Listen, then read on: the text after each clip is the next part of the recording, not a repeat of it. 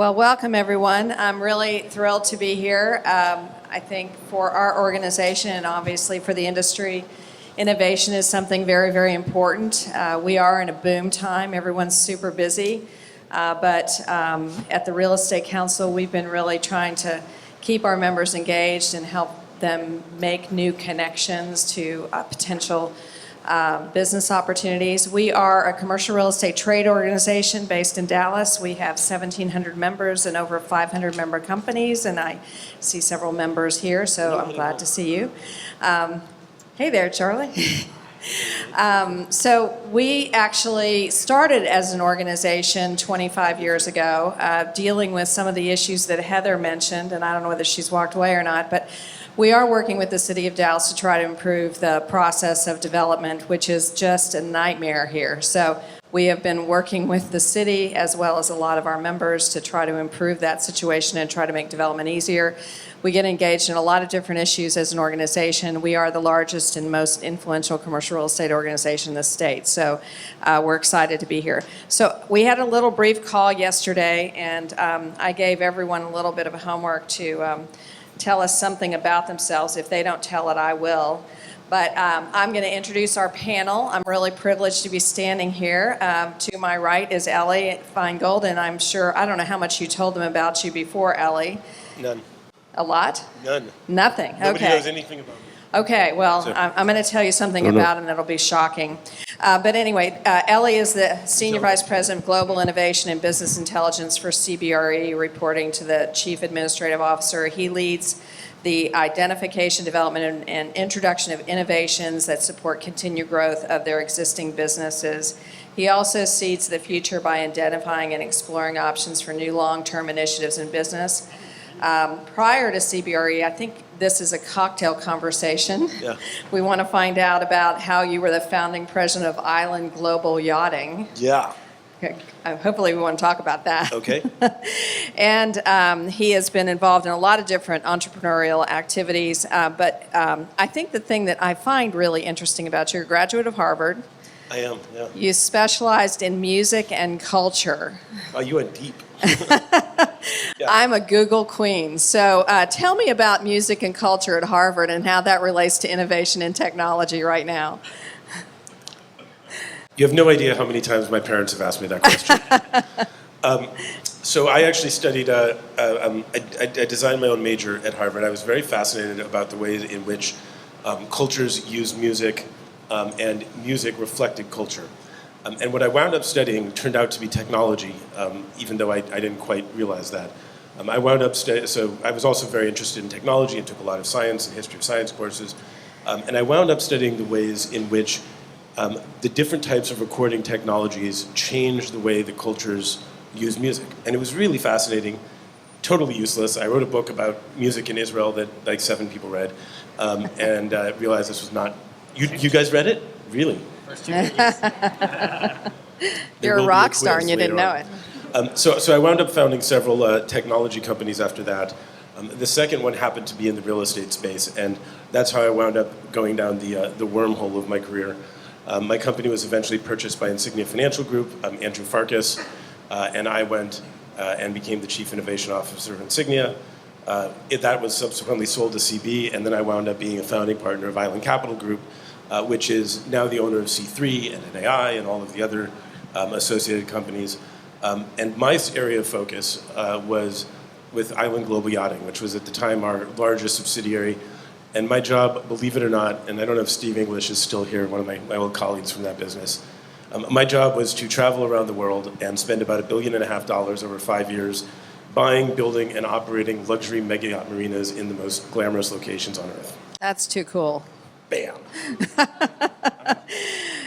Next to Elie, who can follow that? I don't know. Is Jordan Knopf. Jordan is the head of investments at Tusk Ventures, overseeing all aspects of their firm's venture capital investment practice. And prior to that, Jordan spent some time at Blackstone, reporting to the CTO, focused on the corporate venture capital portfolio. He's had several experiences in entrepreneurial high-tech activities, and he is also involved with a real estate technology accelerator in New York, Metaprop. Very, very interesting. And then involved as an advisor for several other companies. He has an MBA in Finance and Management from Rollins Graduate School of Business and an undergrad from Florida State University. Go Seminoles. Just right? as good as Harvard. And I found Tusk to be a really fascinating company. So, Jordan, tell us a little bit more about yourself, what motivates you, and about Tusk. All right, so Florida State, just as good as Harvard. We're on the same panel. Way better at football. So, I probably know most people here whenever I was at Blackstone. So basically looking for, whenever I was there, looking for early stage companies that we could use within our operations to help accelerate the efforts within the firm, of our portfolio companies, and at the startups themselves. So, made investments in some companies that are in the room today, but decided to leave to go work, to go build a new venture model that's Tusk Ventures, which actually takes a political and regulatory angle to making strategic investments where instead of moving the needle with scale and brand, we're moving the needle at companies like Uber and Fanduel by helping them navigate political and regulatory hurdles across the U.S. So I didn't write a book about music in Israel, but Totally useless anyways. You're very busy with FanDuel right now, I know. And then... That's not my job, actually. So that's why I stop off to the investment side. Okay. And finally, Adam Stanley, the CIO of Cushman and Wakefield. He is the Chief Technology Evangelist. I like that title.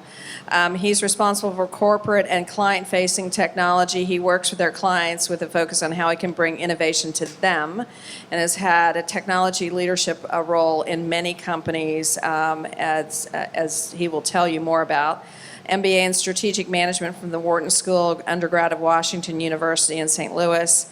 I appreciate the fact that you work with Cabrini Green and their legal aid group. That's really great work. It's hard work, but it's great work. I know you love to travel and you love dogs, so what kind of dog do you have? I was wondering what my weird one. You have to be careful around here. Yeah. Microphone technology. Okay, there we go. So I have a Silky Terrier who is a ferocious beast, 12 pounds. And he thinks he's 100. Good. Actually, I was on the phone. I had a conference call with someone, another lawyer, this morning, and they were dogs barking in the background. So I am a huge fan of dogs. What you probably didn't see, because I've hidden it, Okay. is that I tried to start a new hair club for men. Okay. And for some reason, I wasn't a very good spokesperson. So you are not a customer. You are not a business customer. failed miserably. So I went into technology. So tell me about your biggest challenge being the evangelist for technology at Cushman. Wow. So, well, first of all, I don't know if anyone knows the history. So if you're curious, I was hired by this small company called DTZ about 18 months ago to build a new major player in the real estate industry. And we bought Cassidy Turley and brought in some colleagues, including our current CIO for the Americas, Kevin Loftus, who's here today. We then bought a couple of other companies, and the last one that we bought was Cushman and Wakefield. And of course, we took their names. So it's been an interesting journey. We went from 1.8 billion in revenue 18 months ago to about 5.5 billion now. And so it's been I haven't slept a whole lot. I actually did have a full afro about 18 months ago and lost it all. So, but yeah, so but it's been a fun journey. And the challenge, really, the reason I say Chief Technology Evangelist is when you're going through a company that's growing that fast, it's really, really hard to balance the foundation with the innovation. You think about all of the integration that we've had to go through. We've, in essence, coupled together 8 firms in the last 18 months and continue to do so. That is a huge amount of integration, and you're trying to do that at the same time, drones are falling from the sky, and buildings are smarter, and e-commerce is driving people from shopping in stores even more to shopping and distribution. So all of this stuff is happening at the same time that we have to integrate these companies. So it's a pretty big challenge, and you do have to balance kind of your CIO role with your chief technology role. So we have represented here the two largest commercial real estate firms in the world, which is very exciting. And I know running a big global operation is totally different than running a smaller startup or even being in a smaller company. So I know you probably have a lot of lessons that you'd like to share about that. So I'll start with you, Elie, and then please talk amongst yourselves because I'm sure everyone would be fascinated by the conversation. Well, I'll be honest, I was hoping to go second on this one because I was hoping that Adam would be able to explain how he does it.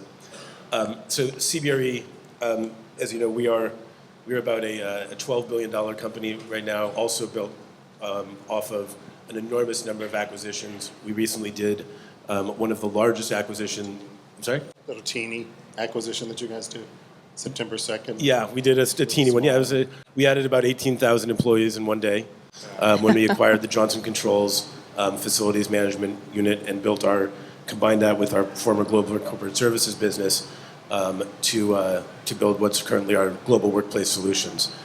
The complexity of working in a business like ours is actually quite extraordinary. So we, like Adam's company, we have lines of business that are very, very different. Within those lines of business, you have an enormous amount of variation by geography and then also sometimes by personality and by client. And so, and because our business has been built both by the acquisition of many other companies, but also because the real estate business has traditionally been, even in a big brokerage company, a company of entrepreneurs. Right, our brokers are entrepreneurs. It's very, very difficult because we don't do business the same way at any two desks in our office, in our companies, much less at any two offices, much less at any two countries. And so it's a tremendous challenge to try to put all of those pieces together. Fortunately, that's not my job. So I work very closely with our CIO, Mandy Edwards, but we've actually, in our company, split our innovation function to the outside of IT and our technology, while what we do in our innovation function is very, often has a strong technology focus. It's actually, we think of it as business innovation that happens to be powered by technology. And so we have something called CBRE Labs, where we focus on actually running what we call experiments, because we try to say it's okay if we fail. We're not always so good at believing it, but we try. We work with startups and with venture firms and with accelerators. And then we also spend time writing viewpoints and strategy for the company to try to help challenge our thinking, like some of the stuff I talked about earlier today with the autonomous vehicles and the collaborative economy and how that impacts. So That's a lot I'm of. not sure I answered the question, but Yeah, I think you did. I said a lot of words. So Jordan, when you're looking at firms to invest in, are you looking at the ones that are supporting big global behemoths like CB and Cushman? Or are you looking at other smaller opportunities? So generally take a stage agnostic view. To be honest with you, it's more about how we can add value and help shape a successful outcome rather than where are they today. It doesn't hurt whenever you have some major institutional capital that's dependent on your technology. Helps you definitely make it through a downturn, and whenever people are dependent on your tech. But it also is those are generally your later stage companies. I think that there's definitely two types that we're looking for, and generally speaking, we have thematic views of the world, and a lot of them have to do with I came from Blackstone, so I have to constantly have commercial real estate in the back of my mind. But just new ways of changing people's behavior, whether that's institutional, using the blockchain instead of using other types of technology to execute transactions, whether they be financial, leases, land titles, whatever that may be, or drone usage, or telling the world that it's okay to gamble. Actually, it's a game for skill. I know, it's a skill game. A game of skill. Yeah, it's skill. So it's all about it's all about kind of the strategic value add as an investor. So a lot of times in the meetings that we have, and if you know, getting to a quick no, most of the time is not really because I don't like their product or I don't like an entrepreneur's market fit or whatever excuse I can come up with. It's just like, I can't help you. So that's really a major component.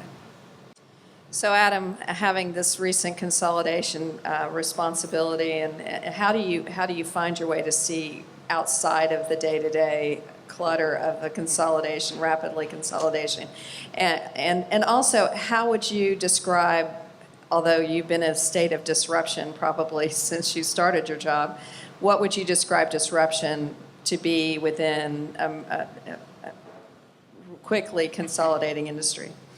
Well, I mean, I think the reason the industry is consolidating is because of disruption. We're realizing that basically you have to be either really big or really small. So I think what you're going to continue to see is you're going to see some of the other guys in the top 10 start to merge as well. We'll be closely watching that, seeing which ones these guys are trying to look at next. I think and then the small players are going to be the niche players that are out there that are building their specialties either around a local market or a local vertical. There are a lot of startups that we're looking at in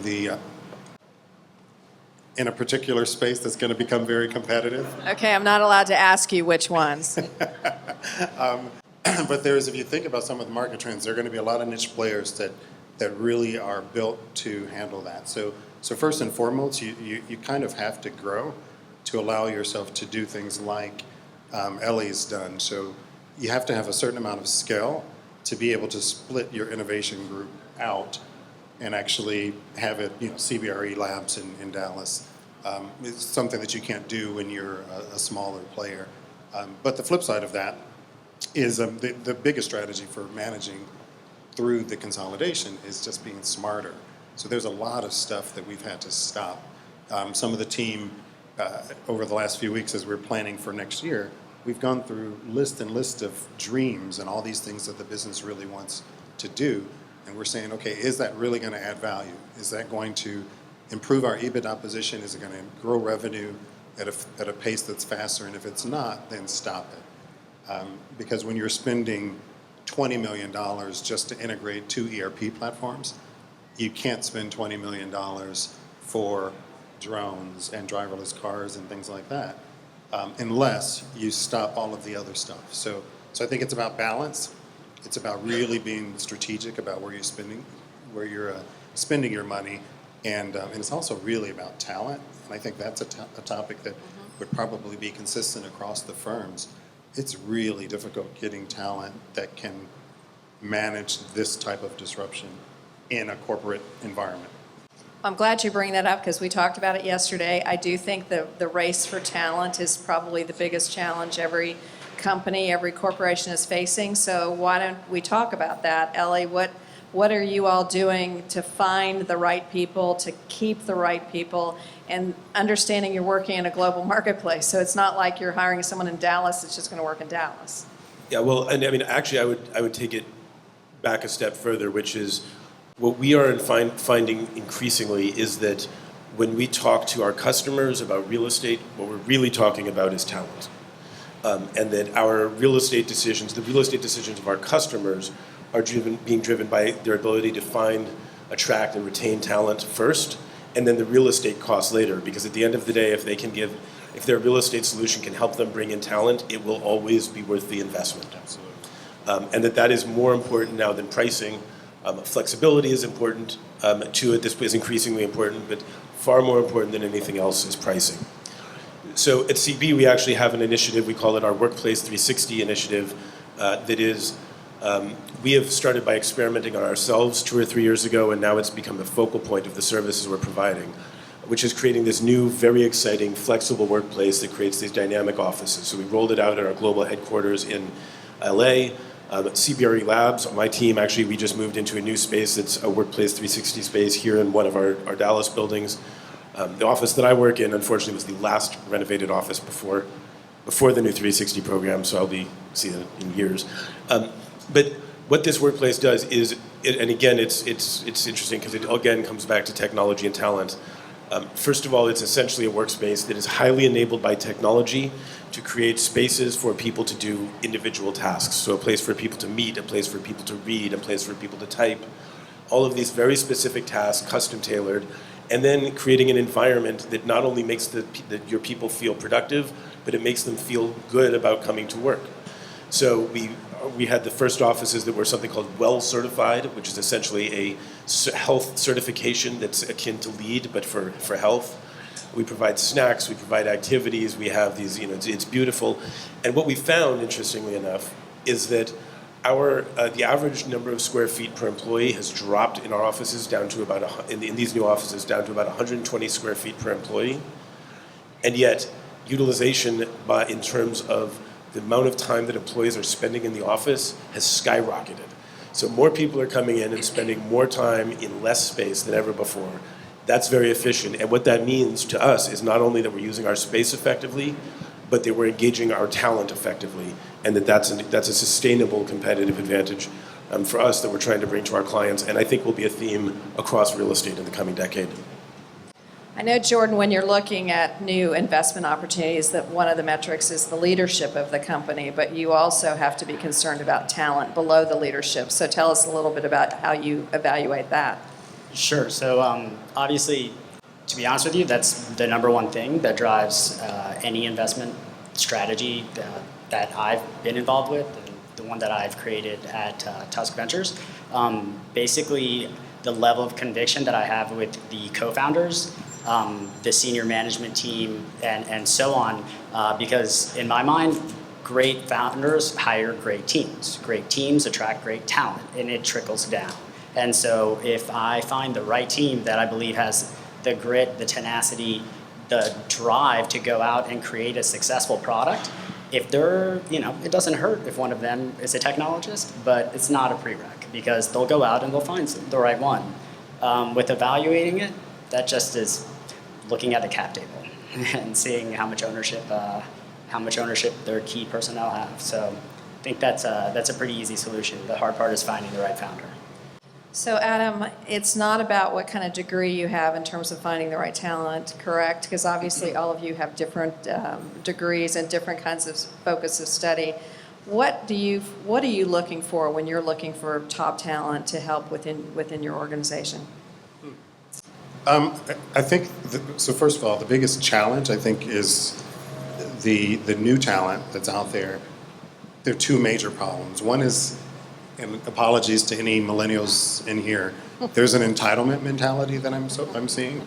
And that entitlement mentality does make it kind of hard to recruit. The second challenge is I'm a big corporate, and a lot of these guys are like, why would we work for a big corporate? And so I'm competing. So I find myself, I'm on the board of the 1871, which is the incubator in Chicago. And sometimes I just go over there and take off the suit and just hang out and talk to smart people and see what's going on and have coffee with folks like Elliot and just really get the vibe. And I think the challenge is when we talk about talent today, it's not always about the talent you're hiring, it's the talent that you're engaging for special projects.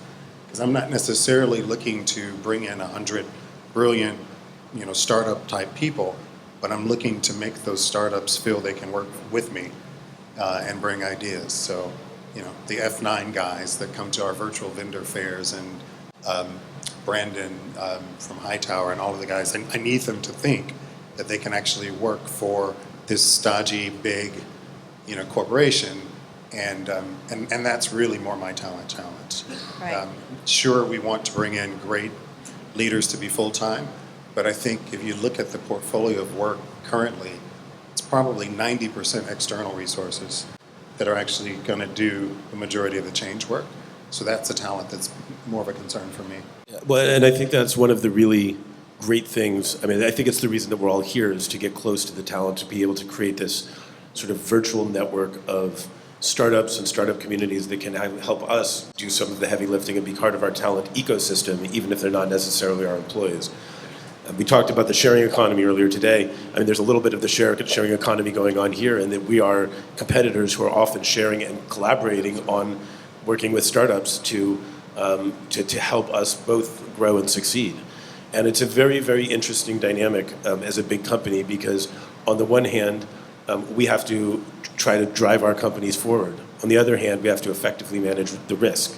And trying to balance those two things in this environment is incredibly hard, particularly as we all begin to look around at the cycle and say, hey, there's a lot of it behind us and how much more is there ahead of us.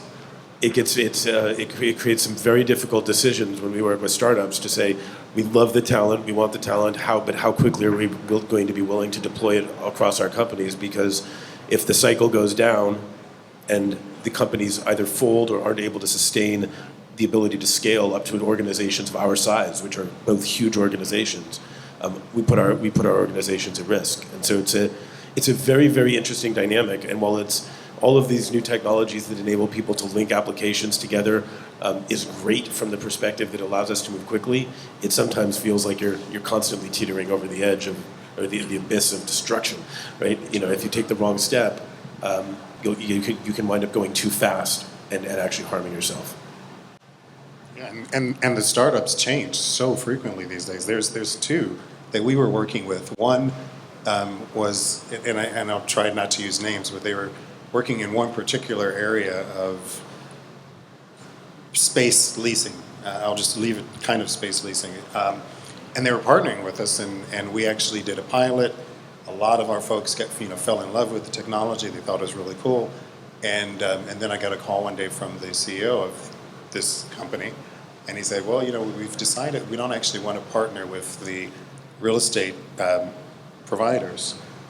We don't really want to partner with the CBs, JLLs, and Cushman, and so we're actually going in a different direction. So all of a sudden, I had to kind of sever that relationship because they were basically calling and telling me they're going to be a competitor, and then so it changes things. And the second case is there are some of these, to Elie's point, some of these providers, because they're small and because they're experimenting and because they're doing the same thing that we always say we should do, fail frequently. Fail fast, fail frequently. For a startup, that sometimes means they start in this area and then they completely throw that away and they do something else. But I've suddenly convinced 5,000 people to use their technology and they've decided to do something else. It does create a major, major risk for us. And we have to balance that risk. That's a really good point. I mean, I'd actually be curious to ask Jordan, because, I think that having a great idea is relatively easy. Developing a great product, a little bit harder. Scaling it and maintaining scale over time is unbelievably difficult, and almost nobody gets there. How do you identify the talent that can scale? And I'm sorry for stealing the question. I'm just really curious about his answer. Yeah, so it's actually very interesting. So one of the investments, actually the last deal that I did before leaving Blackstone, was in a commercial real estate technology company that it was basically the same risks that we were talking about before, where it's going to go take the entire Blackstone portfolio and putting it on one platform.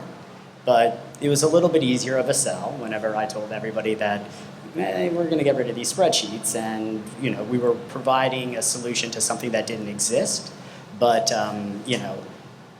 back to Elie's question about how you identify, that's the biggest thing, is the market risk of, these technology companies, especially in a time right now, they need to sustain this high level of growth for a long period of time. And, you basically need to make sure that they have the CBREs and the Cushmans to provide that level of stability if there is a downturn and people aren't exactly in the market to look and spend extra money on another toy or widget or tool that they didn't have. So you need to really identify core things that aren't nice to haves but are must haves, and that can truly be quantifiable to a corporation, because it is hard to say no whenever you have proven metrics that you're adding value and saving companies money.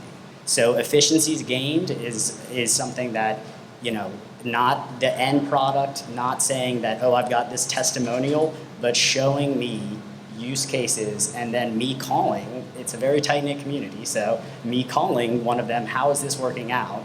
And also I think the biggest, where people get caught up, where entrepreneurs normally fall, is whenever they start getting that traction from the institutions, And then the institutions want special features, they want certain customizations, and I mean, I'm just as guilty of this as everybody else. And that's one of the reasons why they invested, and next thing you know, you're on a whole nother path, and your vision is no longer your vision, and what the heck happened? Now there's 250 people working for me, and I'm out of money, so. Yep. It's interesting. So I've been on the startup side, working with a big company on the company side, and I always tell founders when they're asking us for an investment, I'm like, you do realize that you're a rowboat tying yourself up to a cruise ship, and the cruise ship may move a little bit, and you'll swing out and hit a dock, and we won't notice for like 100 miles that we're no longer dragging anything along, and it's a very dangerous position to be in. Okay, for anyone thinking that's how CBRE thinks, so we would never want you to drown. Oh no, this is a warning, not a threat. You'll have a life vest. So I'm sure all of the newer companies here, maybe startup companies here, are wondering, how do you obviously have to all be in the role of coaching and mentoring these companies so that they can do business with you, because there is a corporate culture you all live with, and there's an investor culture that you work with at Tusk. So what do you tell your potential startups that you're working with? How do you mentor them? What kind of coaching do you give them? I think the people here would really be interested in how you go about that process. So, I mean, from the investor side, that's something that you look at, and that goes right back to the founders. And at the end of the day, sometimes you're making very, very tough decisions on, let's say, you're looking at a platform, and you just need to say, like, am I ready to be in the foxhole with this guy, this founding team, him, her, whoever it is, for the next 6 years? Developing, or do they listen? Or they value my opinion? How are they treating their employees? How are they ready to really accelerate their growth if this is an early stage? Later stage, it becomes, all right, are there different objectives that different co-founders have? And so it's a lot of it is basically like-minded. You come on as an investor, but you don't want to be viewed as the guy who's at the board seat that just sits there and complains about expenses. Your cash burn's too high. That's really not. That's what you want to be. You want to avoid that, because ideally, if your portfolio consists of all companies that you're considered the board member that they want to call, because it doesn't matter how big, if it's a 3-person board, 7, whatever. There's always the first call, the person that they trust the most, and the person that they take their advice the most serious. And if you're that call, then you know that you have enough influence, and the true vision is aligned with the startup. Elie, Adam, either way. Yeah, I mean, because of that tugboat or that cruise ship and rowboat metaphor, we're careful about providing too much coaching to startups about their businesses, because we know that we are not dispassionate observers, and we know that our first interest, even though we try, is not necessarily actually the growth of the company. It's the growth of our company, as it should be. And that when we have, and I'm just being honest here, like we really want to be good, but we know in the back of our heads that we have our own interests to pursue. So what we look for is when we make investments, which we don't do very often, but we actually look for companies that have really good accelerator partners or venture partners with them who can be the strong voice to help the company grow, so that we can be okay saying, here's my best advice, but I'm also free to look after my own interests, knowing that we're not going to find ourselves in a position of trust with a startup where we're going to wind up betraying them. And so, and again, this is a brutally honest look. This is not how I wish it were. It's just how it is. So if we find a startup that has really good advisors and has a venture partner like Jordan's firm, or accelerators, like I know we've got Motive here, so the people that can have, where there's expertise in a community that they can go to, and there's a strong investor that can frankly protect us from our worst impulses, that's a good thing. We as a customer making minority investments don't want to be in the position necessarily that Jordan is in, because we don't think that's actually good for the company in the long term. Yeah, I would agree. Just, and I think really the reason that we're involved with, Elie and I see each other a lot because I think, and Jordan, we cross the same paths. the reason we're involved with Motive here, I think we're all advisors for MetaProp in New York, the board of 1871. The reason we do that is because we think that the accelerators, it's certainly the reason that we do it at Cushman, is we think that you guys are the ones that can actually do that coaching and mentoring.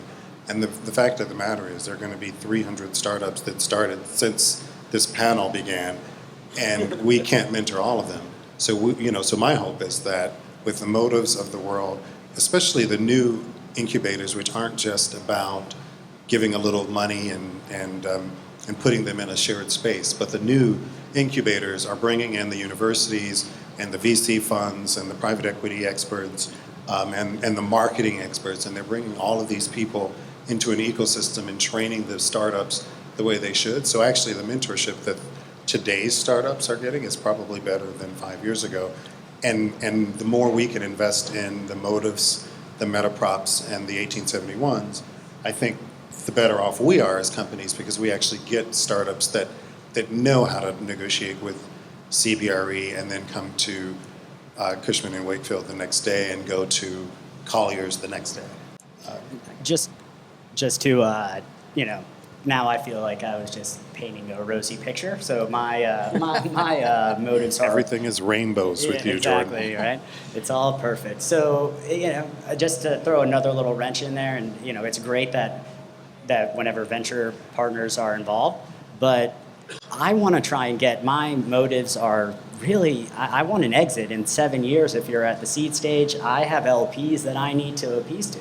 And so, at the end of the day, it's the amount of time and effort that's spent on coaching people that are listening. I'm confident that we can help get them there and create a successful outcome. An successful outcome at the end of the day is required by me for the limited partners of our fund.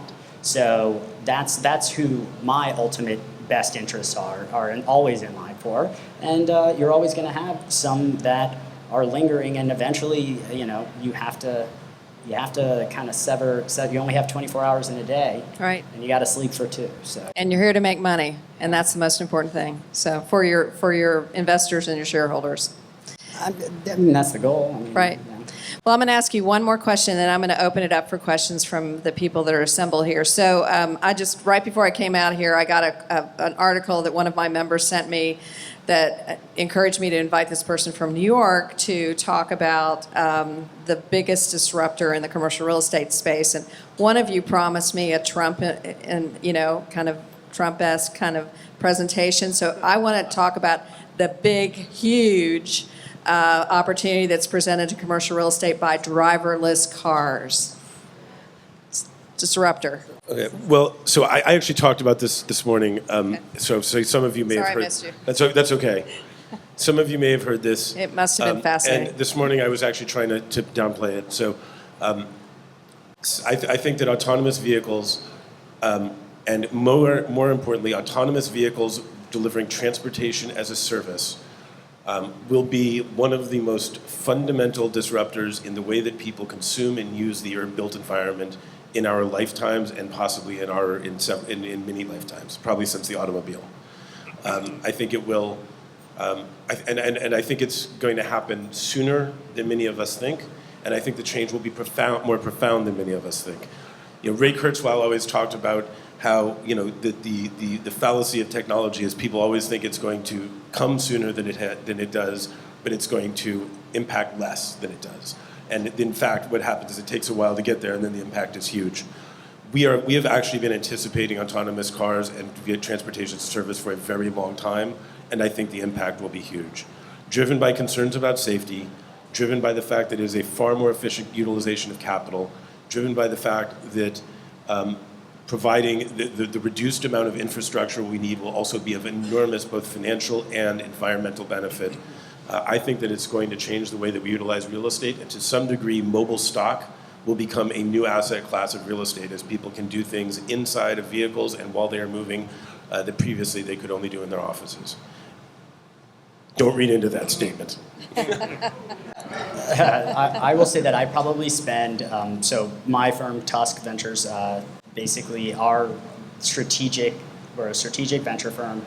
that helps startups navigate regulatory and political hurdles. The biggest use case is Uber.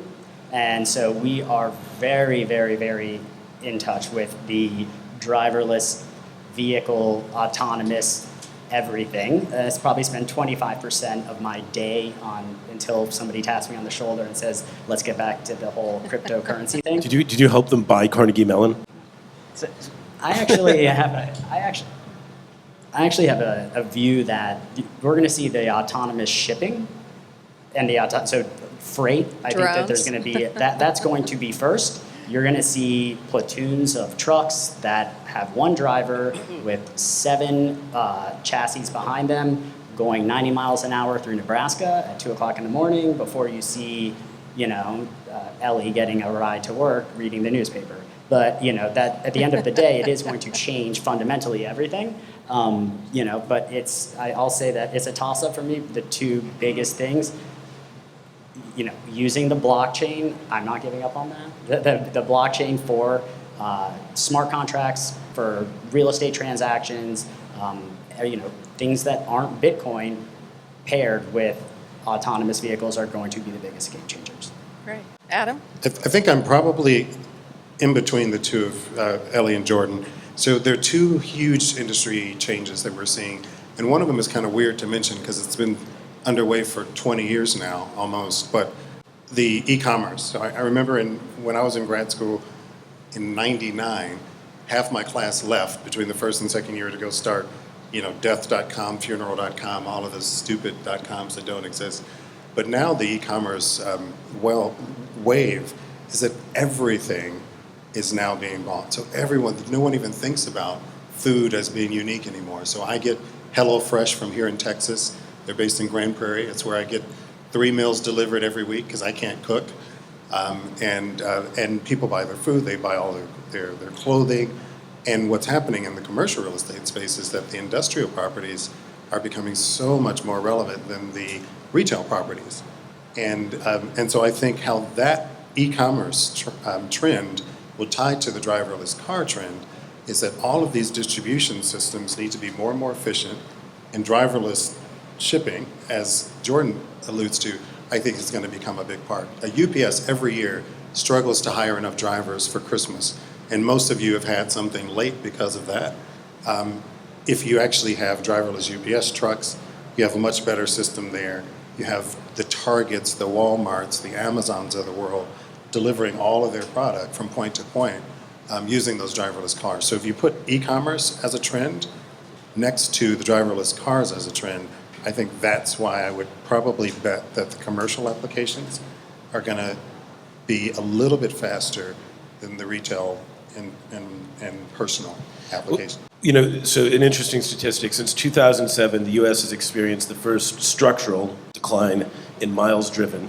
I think we're down to 12%, and that's normalized for fluctuations in oil prices, and et cetera. So it's sort of, when you look at the actual underlying structure out of cycle, how many miles we've driven per person, we're driving 12% less than we were just 7 or 8 years ago. And it is steeply declining. And I think one of the things that is, there's 2 things that are driving that. I think, well, there's probably a lot of things, but 2 of the things that are driving that, there we go, better phrasing, are obviously the ability to communicate without having to go places, and the fact that people are making fewer trips to the store because they're getting this stuff delivered, and it's just a much, much more efficient way. And so I think that there's a lot of this stuff that begins to cycle back in on itself. So the ability to move stuff cheaper and more quickly through autonomous freight then reduces the amount of traffic on our roads because you have fewer road miles being driven, and this really begins to all work together. It's one of the reasons why I agree with you, by the way, that we'll see autonomous freight before we see autonomous people, but the gap I don't think will be that big. I think we're talking about a couple years difference, not a couple decades difference. Yeah, I think that's really just going to be the ease of regulation. So, technology is the fastest moving thing we witnessed. There was 5 people in this, there were 5 vendors here, I think, at the first DisruptCRE conference, but it's truly amazing. But then the regulation is right behind it, and so whenever you have people that not whenever you have families and you're people are a lot more protective of that than whenever they think about how am I going to get corn from here to here. And so it's, but on the e-commerce side, it's actually, everybody notices this huge growth. But if you actually look at the numbers, the percentage of transactions that are still so low. I mean, it's like 8%. The runway there is huge.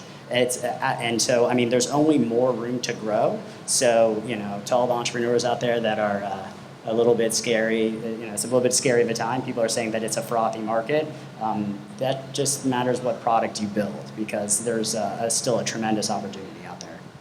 Okay, well, we are almost out of time, but I'd like to allow the audience to ask any questions you may have, if you don't mind standing up and speaking up. So does anyone have any questions for these leaders in the industry?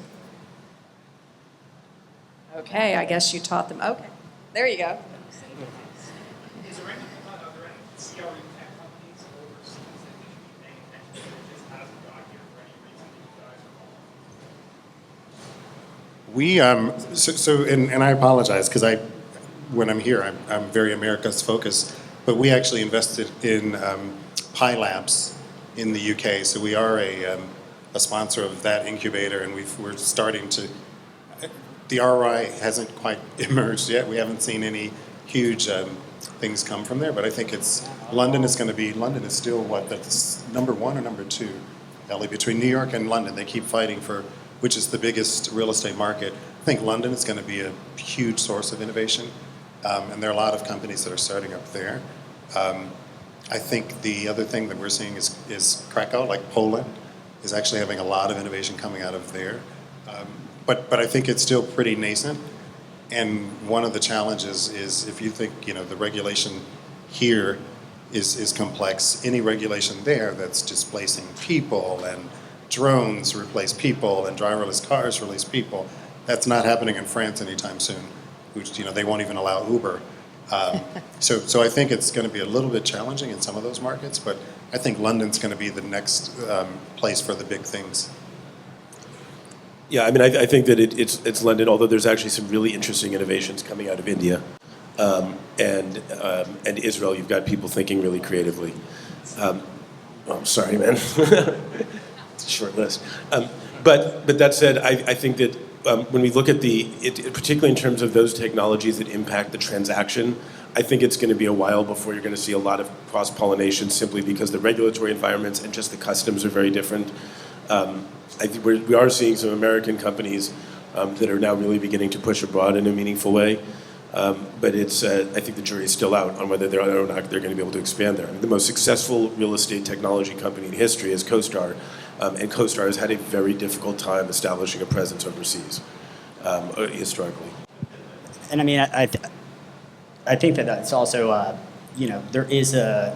there is definitely a trend that's happening that the very successful startups overseas that are getting a lot of traction almost immediately open a satellite office in Palo Alto, like within a year. So, it's, after the first meeting, you realize, okay, so 90% of your developers are in Tel Aviv, but your CEO is in WeWork just out of Stanford. So I think that they definitely bring a lot here, but actually a lot of it is on the autonomous vehicles. So, the driver, analytics and car, all basically the ancillary components that are necessary to develop these very, very robust technology platforms that are required for something like that. A lot of the heavy lifting is being done overseas. Okay, and we have one last question right here. So is there anything regarding technology in the commercial real estate space that worries you or keeps you up at night? What keeps you up at night and worries you about the commercial real estate industry and technology? Sure. So I think the number one thing that I always look for is businesses being built on top of other businesses. There's a lot of companies that are starting to emerge that are 100% dependent on either other people's data or other people's business models. So whenever I start seeing companies that are fully dependent on an Airbnb, that's concerning. Whenever I see people that are 100% dependent on data that they're getting that they don't own, that's very concerning as well, because the second they turn a profit, that spigot is going to be turned off immediately. and that company can very well go out of business. So those are two things that are definitely starting to see emerge in this space that normally want to stay away from. Elie? Well, we've managed to get through the entire panel without using the word disintermediation, so I'm going to use it. Okay. So obviously, for a significant portion of our business is brokerage, and there is always the concern about some degree of disintermediation. And I don't think it's going to happen anytime soon, particularly for the larger transactions. But I am concerned about portions of our value chain, piece by piece, being eaten up, so that over the longer term we may see some disintermediation. I'm also concerned about, that's something that we as a business have to be structurally ahead of, and that doesn't mean that we should try to stop it. What it means is we need to keep finding new ways to add additional value to our customers, so that it's not intermediation, that we're a value provider. And I think that that's an incredibly important thing for their business. I'm also, the things that scares me most right now in technology is actually what's going to happen in the next year and a half. Because now this may be the scars of somebody who started a real estate company in the middle of the last two upticks ago, but the last real big technology bubble. And the ways, what happens, I mean, I guarantee you 2 years from now, 80% of the real estate tech companies will not exist, because they will either have failed on their own, or the market will have dropped to the point where they can't continue to raise money. The question is going to be, what happens then? Do we see a whole generation of innovation lost? Do we see smart consolidation into a number of new and interesting business models that combine best of breed from all these companies? Or, perish the thought, do we see consolidation inside of a single monolithic provider who then begins to strangle innovation in the market, which has happened before in our industry? I do think, so this is where I show that I'm not the innovative, that I have to do the innovation and the corporate foundational stuff. So I'm going to say something really nerdy. My biggest concern is actually security. So all of these amazing technologies that are out there, Internet of Things, buildings are connected. We've now configured my office in Chicago because I found out that I was a vampire load person or something like that. Basically, we've configured our offices so when I walk in, everything kind of plugs itself up, and there are all these amazing things that are helping from an energy perspective. They're helping us driverless cars, all of those things. At the end of the day, one stupid employee who opens that link from his uncle in Nigeria, who's given him $5 million, can destroy an entire building. And that's it scares the hell out of me. So the more we actually depend on technology, the more we have to really, really worry about those basic things like phishing and cyber attacks. And I don't know if anyone's looked at the NORAD website, where they show minute by minute all of the attacks that are going back and forth between countries, and it's terrifying. And we're not talking thousands, we're talking millions of attacks every hour back and forth between China and the US back to China, Russia, and at the end of the day, your best innovation can be destroyed in a matter of minutes if all of a sudden all of your clients' data is being shipped out in a driverless car on smart sticks to your competitors. So it's scary. Can I tell you a scary story? Yeah. If you have time? Yeah. So I was talking with, there's a guy named Sean Joyce, and Sean was the deputy director of the FBI, which basically means he ran the FBI for a few years, and is a globally recognized security expert. And he is brought in to consult when there's major breaches for big companies. So he was brought in to Sony after they had their big hack. And he told us some of the stories from that, and here's the thing that scared me the most. 3 hours before they launched their attack, do you know this? 3 hours before they launched their attack, everyone, so they have cybersecurity experts positioned all over the world to help them with every single one of them got a call from their spouse saying that their bank account had been drained. Because what the hackers did is they went and hacked all of their personal bank accounts and then sent notices to their husbands or wives saying, you're out of money, your checks are bouncing, etc. So when the attack hit, every one of their security experts was at home dealing with what they thought was a massive personal financial crisis, and that was one of the reasons that it got so bad so quickly. How's that for a terrifying story? That's Everybody scared amazing. yet? That's amazing. I mean, with the Go ahead. with the cybersecurity stuff. I mean, there's just an endless amount of solutions that are out there. And at the beginning, they were mostly endpoint detection, and so everybody's scared, about is this secure? Is this secure? And then you guys just brought up a great point that, I mean, the majority of the time, the problem is internal. The problem is the fact that if you're at a large corporation and you are to just blast out a fake spam email to your entire firm, I can guarantee that probably 80% of the people that work in technology will click on that link. I mean, it's just natural reaction. I mean, they will do it. I mean, I was ridiculed whenever I was at Blackstone because, man, of course I clicked on the link. It was on my iPhone, And they're like, you're the only person in technology that clicked on it. But that's really a main thing. But I think that it's evolved. The cybersecurity has evolved. There's, predictive analytics that are just borderline creepy that'll tell you, user behavior, people that are more likely to leave the firm for IP theft, and also just training employees internally, I think, is a major aspect. But, was meeting with the CEO of a very prominent, not startup anymore. I mean, it's a late stage cybersecurity company. And I asked him, what do you use? What do you use to, what's your antivirus? And he's like, I don't use an antivirus. Like, that's for people that you just don't click on the links. It's and so that was actually like definitely a light bulb moment for me. But it's hard to control with enough people. Well, we started with a personal question. We're going to end with a personal question, and you have to keep it quick because you're standing between people and their cocktails. So, what is your favorite app or Twitter feed that you cannot live without? Come on, there's got to be one. It's CNN right now. My favorite Twitter feed is ALS Wharton. Okay.